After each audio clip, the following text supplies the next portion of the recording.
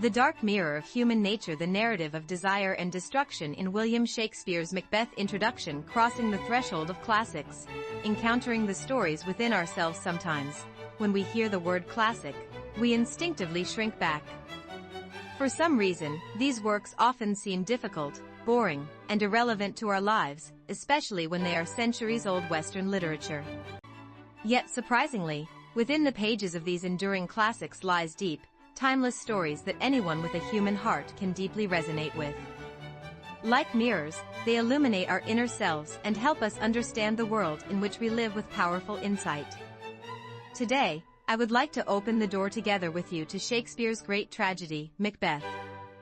This work is not a dusty old tale from the past, rather, it is a sharp insight into the dark shadow of human nature that continues to unfold around us in the present and perhaps even within our own hearts. Don't worry if you think yourself lacking in knowledge or erudition. Macbeth does not require a deep understanding of literary devices or historical context. If you simply focus on the human heart while reading, its story will reach you with more intensity than any other. Through this article, we will explore the story contained in Macbeth and its meaning and implications for us today. Please come along with an easy, open heart, as if watching a fascinating film or reading an intriguing novel. Main content: 1. The tragedy of blood and madness in Scotland. The main plot of Macbeth. Macbeth is a short but intense and powerful tragedy. The story begins when Macbeth, a brave general of Scotland, encounters 3 witches on his way home after winning a significant battle. The witches whisper a foreboding prophecy to Macbeth: "You are the Thane of Glamis and the Thane of Cawdor, and you will become king." This prophecy stirs the dormant ambition within Macbeth's heart like oil poured onto a waiting flame. Soon after, Macbeth learns that he has been made the Thane of Cawdor, and thus the first part of the witch's prophecy comes true. Encouraged by Lady Macbeth, who stirs his hidden desire for power, Macbeth then plots to seize the final part of the prophecy, the throne, by committing an awful crime, killing the current king, Duncan, who is their guest. In the dead of night, Macbeth, filled with hesitation and guilt, takes up his sword and heads toward King Duncan's chamber. Obsessed by the hallucinatory vision of a blood-stained dagger, he ultimately slays the faithful and loyal king. This heinous crime thrusts Macbeth and Lady Macbeth into an abyss of guilt and madness from which they can never escape. After ascending the throne, Macbeth is tormented by constant fear that his crime will be exposed, leading to growing paranoia. He believes that Banquo, a loyal friend who had previously received another prophecy from the witches, poses a threat to his position and orders his murder. Though he also attempts to kill Banquo's son, the boy escapes. From there, Macbeth's madness deepens, and he begins to murder even the innocent, fearing betrayal. Notably, because of his suspicion that Macduff is loyal to Duncan's son, he brutally slaughters Macduff's wife and children. As Macbeth sheds more blood, his heart becomes increasingly desolate, and his circle is gradually emptied. Lady Macbeth, too, suffers from unbearable guilt and develops insomnia, scrubbing her hands in a hallucination, trying to wash away imaginary bloodstains, until she eventually takes her own life. Meanwhile, angered by Macbeth's tyranny, the Scottish nobles and Duncan's son, Malcolm, prepare to wage war against Macbeth with the help of England. Confident in the witch's prophecy that no man born of woman shall harm Macbeth and Macbeth shall never vanquished be until great Birnam wood to high Dunsinane hill shall come, Macbeth feels invincible.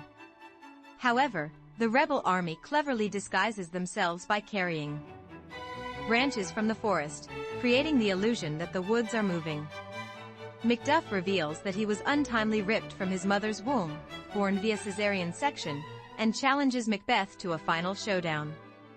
Macbeth is ultimately slain by Macduff, and Scotland is restored to peace. In this way, Macbeth vividly portrays the tragic downfall of a hero blinded by ambition and the destruction of himself and those around him.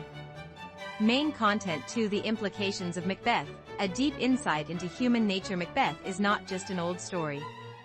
Even today, it poses profound questions about our lives and society and provides powerful implications. 1. Uncontrollable desire and its destructive consequences. Greedy is the root of all sins. Macbeth was not inherently evil to begin with. He was a brave and loyal general. However, under the influence of the witch's prophecy and the encouragement of Lady Macbeth, his repressed desire for kingship grew out of control. A small desire became the spark that led to the horrific crime of murder, creating a vicious cycle where each subsequent crime led to greater crimes to cover up the previous ones. This warning is not limited to the desire for power. Macbeth reminds us of the dangers that arise when our desires for wealth, fame, beauty, or the approval of others become unchecked and consumed by greed. In our world, we can easily find examples where minor illegalities or shortcuts gradually lead to larger crimes, or a single wrong decision results in an irreversible downfall. This play challenges us with the fundamental question: how should I control the desires within me? 2. The invisible chains of guilt and conscience. After committing murder, Macbeth and Lady Macbeth cannot have a peaceful night. Macbeth is tormented by hallucinations and sleeplessness, and no matter how many times he washes his hands, he feels they remain stained with blood. Lady Macbeth, too, is plagued by sleepwalking and the compulsion to scrub her hands in her dreams. This symbolizes the far more terrifying punishment of conscience than the physical crime itself. Macbeth illustrates the universal truth that everyone who commits a crime must pay the price. Even if the cost is not external punishment, the burden of our conscience and guilt will persistently torment us. This play powerfully reminds us that even the smallest lie or act of injustice, initially overlooked, can accumulate and etch itself into our hearts, eventually leading to a sickened soul and destruction. 3. The nature of power and its corruption. Absolute power corrupts absolutely. When Macbeth ascends the throne, his rule is stained by fear and tyranny. He plots to eliminate anyone he suspects might threaten his rule, distrusts his most loyal advisors, and brutally slaughters innocent citizens. This vividly demonstrates how absolute power can destroy an individual's character and transform a society into a hell. Historically, many dictators and tyrants have followed the same path as Macbeth, often beginning with good intentions.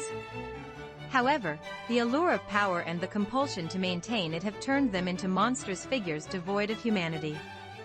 Macbeth reminds us of the dangers of power and how unchecked authority can easily lead to moral decay. It also subtly underscores the reason democratic societies emphasize the need for citizens to monitor and critique power, a principle that Shakespeare articulated centuries ago. 4. Fate or free will. The weight of choice. Were the witch's prophecies the deciding fate of Macbeth, or were they merely catalysts that awakened his inner desires? Shakespeare does not provide a clear answer. Macbeth had the choice to reject the prophecy and remain a valiant general. Instead, he made the evil choice and was destroyed by the consequences. This section offers a crucial lesson for us. In life, we often face predictions, temptations, or external pressures. We may excuse our actions by blaming these circumstances. Yet, Macbeth emphasizes that in the end, choosing is our own responsibility, and the consequences of our choices are entirely ours.